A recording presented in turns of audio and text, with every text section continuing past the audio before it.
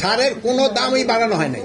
তবে সারের ক্ষেত্রে একটা সমস্যায় আমি কিছুক্ষণ আগেও বলছি, আপনার চিটাগাঙেও আপনি বলে আসছি, আমাদের দেশে যে আরাকান আর্মি আছে, আরাকান আর্মির থেকে আমাদের ইয়াবা আসে, ইয়াবার পরিবর্তে আমাদের দেশ থেকে চাল, সার, তারপরে আপনার এই যে ঔষধ, তারপরে অন্যান্য প্রয়োজনীয় জিনিসপত্র চলে যায়।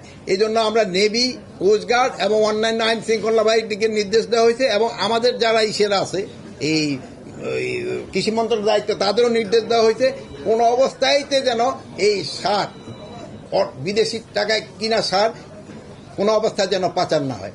এখানে ক্ষেত্রে আমাদের একটা সমস্যা হলো, দেখবেন বরগুনা জেলায় একটা এক্সাম্পল হিসেবে দেয়, বরগুনা জেলায় ধরেন 100 টন তার সার দরকার হয়, সে হয়তো 100 টনের জানায় 110 টন ডিমান্ড দিয়ে বসে। সে করবে আমার তো সার শর্ট পড়ে গেছে, আমি 100, কিন্তু তার লাগবে 100 টন, কিন্তু সে দিয়ে বলে 110 টন। এই ক্ষেত্রে কিন্তু ওই যে 10 টন আছে না, ওইগুলো কিন্তু পাচার হয়ে যায় পরে, কিন্তু সে বলবো যে আমি তো ওইটা পাই নাই। এই জন্য যার যতটুকু রিকোয়ারমেন্ট আমরা অতটুকুই দিব। সে যদি বলতেও থাকে যে আমার একটু বেশি দেন, যেহেতু বেশি দিলে ওই সারটা পাচার হয়ে যায়। এইটা শোনেন, পেট্রো বাংলা যদি গ্যাসের দাম বৃদ্ধি করে তারপরে যে সার উৎপাদন হবে, বাট সারের দাম কোন অবস্থায় বৃদ্ধি পাবে না। আমি অন্তত যতদিন আছি সারের মূল্য বৃদ্ধি পাবে না। হ্যাঁ, কৃষি জমি সুরক্ষার আইনটা হলো খুব একটা ভালো প্রশ্ন করছেন। এটা নিয়েও আমাদের কাজ প্রায় শেষ।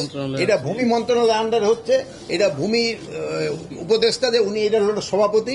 এটার ক্ষেত্রে আমরা নিয়ম করতে দিচ্ছি যে এটা জোনিং করা হচ্ছে, কোন জায়গায় 3 ফসল হয়, কোন জায়গায় 2 ফসল হয়, এবং কোন জায়গায় 1 ফসল হয়।